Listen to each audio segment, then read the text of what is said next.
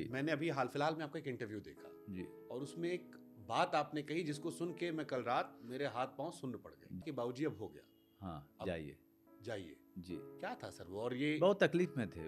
अंत में इन्होंने, मेरी छोटी बहन ने फ़ोन करके कहा कि आप बोलिए बाबूजी को, क्योंकि बाबूजी आपके बहुत करीब रहे हैं। कि जब मैं जाता था तो मेरी माँ भी कहती थी किसी और के लिए नहीं करते हैं ये, लेकिन जब तुम आने वाले होते हो सुबह से ही ये जाके बाहर खड़े होते रहते हैं ये। तो मैंने कहा ठीक है, तुम फ़ोन बाबूजी के कान पे लगा दो।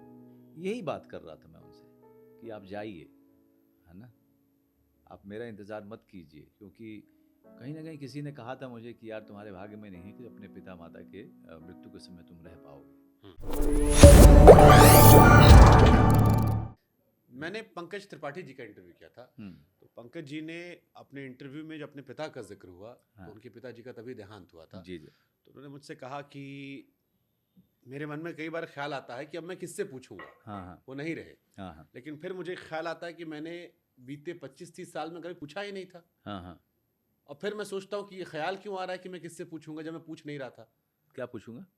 कोई भी चीज़, जब कोई मैं भी कहीं चीज़। जीवन में फंस जाऊंगा हाँ हाँ। तो मैं कैसे पूछूंगा। लेकिन फिर वो खुद एक अपनी बात काटते हैं, कहते हैं कि मुझे फिर याद आया कि मैं तो कहीं पूछता ही नहीं था, हाँ, अपनी मर्जी से जी रहा था मैं। क्योंकि हम लोगों की तरफ का पिता पुत्र का पूरा संबंध ही अलग रहा है। हाँ वो संबंध मेरी बेटी के साथ मेरा नहीं है, लेकिन पिता पुत्र में आज मेरे पिता बहुत ही जेंटल आदमी थे, पोलाइट आदमी थे, बहुत हम सारी बातें उनसे करते थे।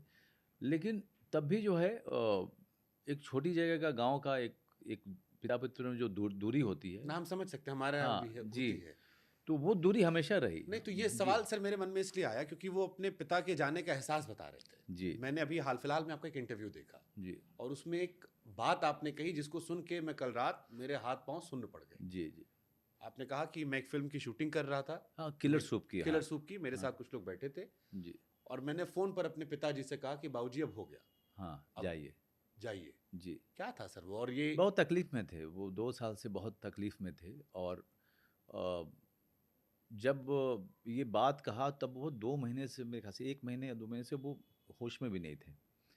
डॉक्टर तक कह चुका था कि यार अब अब तो यही कह सकते हैं कि उनकी उम्र हो गई है, हम्म, अब हो गई, इन्होंने अपना ज़िंदगी जी लिया है, अब ये कभी भी जा सकते हैं। तो वो तकलीफ़ जो था बाबूजी का, वो हमारे परिवार में किसी से देखा नहीं जा रहा था। सारे परिवार के लोग उनको बोल चुके थे कि बाबूजी आप क्यों, उनसे बात करते थे, वो तो बेहोश थे। बिस्तर पे लेटे रहते थे। हाँ, बेहोश थे, बात करते रहते थे। तब भी जो है, अंत में इन्होंने, मेरी छोटी बहन ने फ़ोन करके कहा कि आप बोलिए बाबूजी को, क्योंकि बाबूजी आपके बहुत करीब रहे हैं। और सब सारे भाई-बहन तो थे ही मेरे पिता के लेकिन हमेशा एक बेटा जो है, बाप के बहुत करीब होता है। मैं बड़ा बेटा था तो हाँ, ज़ाहिर-सी बात है बड़े। कि एक क्या कहें, दोस्त की तरह से थे हाँ मेरे पिताजी, और बहुत बातें करते थे हम लोग। तो बाबूजी के बहुत क्लोज था मैं, क्योंकि जब मैं जाता था तो मेरी माँ भी कहती थी किसी और के लिए नहीं करते हैं ये, लेकिन जब तुम आने वाले होते हो तो शाम को आना है तुमको, लेकिन सुबह से ही ये जाके बाहर खड़े होते रहते हैं ये कि इस समय तक आ जाना चाहिए, इस समय तक आ जाना। तो इतना क्लोजनेस था। तो मेरी छोटी बहन ने कहा कि आप बोलिए इनको जाने के लिए, और मैं शूटिंग पे था, आता जाता रहता बट एक था मैं। इतनी बड़ी बात है कि अपने माता पिता, आपकी बहन का, जी बहन ने भी जो आपसे कहा, जी। तो क्या भावना आपके मन में चली जब ये आपकी। नहीं, क्योंकि मैं भी सोच रहा था कि ये अटके हुए हैं। और बार बार मेरे भाई बहन भी कहते थे कि ये किसी मोह माया में अटके हुए हैं, समझ नहीं आ रहा था किस चीज़ से अटके हुए हैं। तो शायद मुझे भी लगा कि यार ये कहीं इस बात से तो नहीं अटके हुए हैं कि मनोज नहीं है यहाँ पे। तो और मैं दिल्ली आता था, फिर कोच्चि चला जाता था हम्म, शूटिंग के लिए। तो मैंने कहा ठीक है, तुम फ़ोन बाबूजी के कान पे लगा दो। तो मैंने उनको बोला, बात करना शुरू किया, बताना शुरू किया कि वो कितने अच्छे पिता रहे।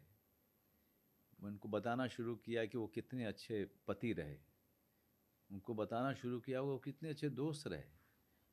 और वो उन्होंने अपनी ज़िम्मेदारी, एक पिता और पुत्र और एक पति को बहुत अच्छे ढंग से निभाया। हम्म, और अब उनकी ज़िम्मेदारी इस शरीर के साथ ख़त्म हो चुकी है।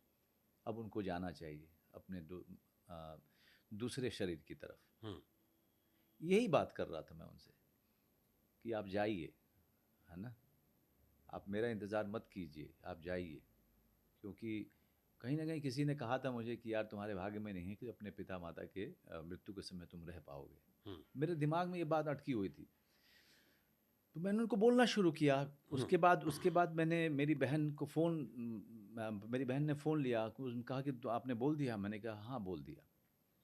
और मेरा जो बॉय था असिस्टेंट मेरे वैन में था और वो दूसरी तरफ ये बातचीत सुन कर के रो रहा था, दहाड़े मार के रो रहा था।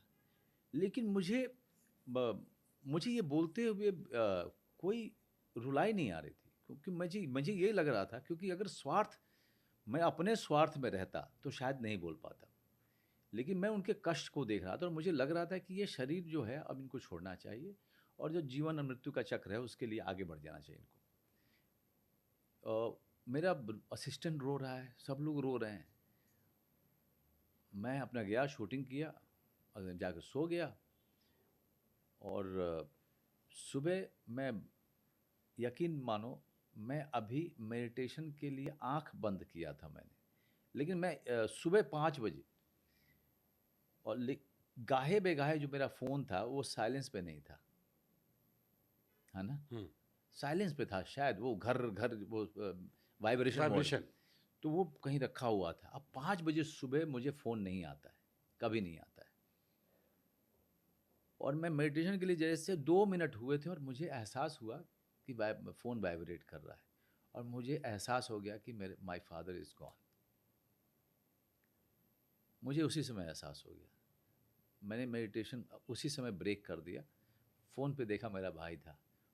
पहली चीज़ मैंने फ़ोन उठाया, उसने कहा निकलिए। अच्छा, मैंने कहा गए? हाँ, चले गए। आपने बात किया था क्या? हमने कहा हाँ, रात को बात हुई थी। And he left the body. मैं समझ सकता हूँ, मेरी जी, दादी बहुत लंबे समय तक बिस्तर जी, पे थी।